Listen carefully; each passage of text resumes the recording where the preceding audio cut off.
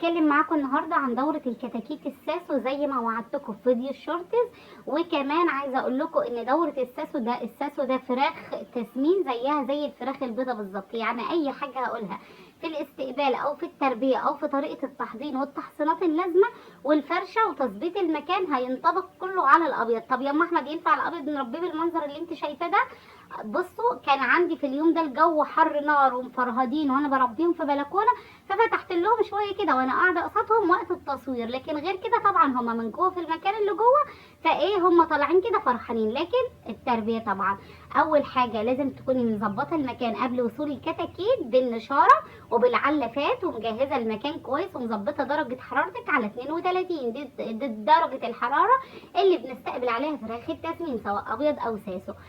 بتجيبي مع الفراخ دي تجيبيها طبعا من مصدر موثوق فيه، وبعد كده بتجيبي معاها 3 حاجات مهمين اللي هما بنستقبل عليهم. اول حاجه، اول سقوه بتكون للطيور دي محلول جفاف، سقوه محلول جفاف بتاع الاطفال.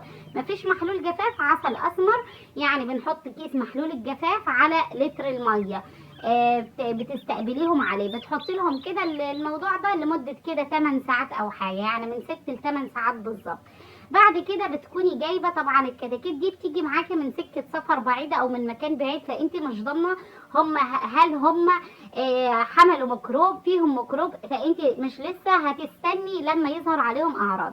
لا، احنا تاني يوم كده او في اول يوم بعد ما بيشربوا سقوه المحلول الجفاف دي وبيشربها كويس وبتعوضهم عن السوائل وعن اي حاجه وبتغذيهم بالجلوكوز والحاجات الموجوده فيه، بنروح على طول مدينهم مضاد حيوي معوي ومضاد حيوي تنفسي. طب مش هنسقط المناعه يا ام احمد؟ احنا هنحط كميات صغيره جدا منها، نتاكد ان الكتكوت ده جاي لي مثلا من سكه سفر، انا بجيب من مكتب بعيد عني، فانا مش عارفه ايه اللي حصل، اتعرض لتهويه، اتعرض لبرد، اتعرض لحاجه، فانا هجيب من الاول كده اعوذ بالله من قلت انا واشوف الكتاكيت بتاعتي. بتحطي جرام طبعا على اللتر او حسب المضاد الحيوي اللي صرفهولك البيطري عندك واللي موجود عندك. بالمناسبه دي كتاكيت بلدي هجين حطاهم مع الساسو بس لفتره معينه، بمجرد ما بيتم الساسو 15 يوم بتعزلي فورا، لان ما ينفعش تربي اي طيور تاني مع طيور التسمين. هم كانوا جايين مع بعض وانا ربيتهم كده زي ما انتم شايفين، وكمان ما حطيتهمش من اول يوم، حطيتهم كده بعد فتره عشان ظروف المكان وكده. الفرشه اللي قدامهم دي مستحيل تنفع عندك في الشتاء، لازم يكون عندك في الشتاء نشاره وبسمك 5 سم، لكن في الصيف انا حطاهم على شكاير برضو فتره مؤقته لحد ما وصلت عندي نشاره. اللي عارف صفحتي على الفيسبوك متابع كل حاجه وعارف ايه الاساسيات اللي انا بعملها والدوره دي خرجتها ازاي. بالمناسبه الدوره دي خلصت، فانا عايزه منكم تشجيع كبير لو عايزيني انزلها هنا على اليوتيوب.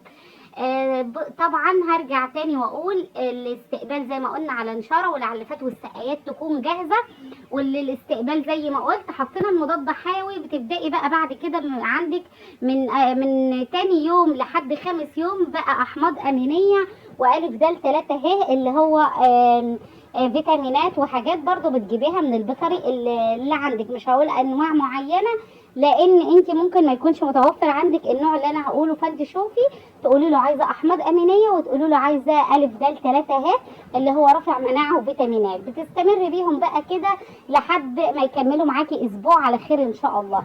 بعد كده بندخل بقى من اليوم ال 11 وال 12 وال 13 على جرعات الكوكسيديا والكوليستيريديا، وعلى بنكررها تاني في اليوم 21 لحد اليوم 23 وهكذا معاكي. اي سؤال اتفضلوا اسالوني في التعليقات، والدوره دي كلها موجوده على صفحتي على الفيسبوك. لايكم طبعا عشان اقدر انزل لكم الصفحه هنا كامله، وصلوا على حبيبي المصطفى، واشتراك طبعا في القناه هنا في اليوتيوب عشان نقدر نفعل القناه وننزل لكم فيها باقي الدورات كامله. اتفضلوا اي سؤال معاكم في التعليقات. زي ما قلت لكم في لمبه بشغلها لهم بالليل عشان ما يبردوش. اللمبه بتبدلي ما بين اللمبه الصفراء والبيضاء. طبعا اول يومين 3 لازم اللمبه الصفراء لانها بتدخل كده في تكوين جسمهم، ولازم يكون الكتاكيت دافيه كده بمعدل كافي اول يومين 3. يعني ظبطي حرارتك على 32. طبعا تهويه درجه حراره مظبوطه مع تهويه مع فرشه نظيفه تطلعي الدوره ممتازه ان شاء الله. اتفضلوا اي سؤال في التعليقات، وعايزين تشوفوا اوزان الفراخ الساسو دي وصلت معايا لايه معاكم في الدوره كلها. بس صلوا على الحبيب المصطفى ولايك واشتراك في القناه عشان ننزل لكم باقي الدوره كامله هنا ان شاء الله.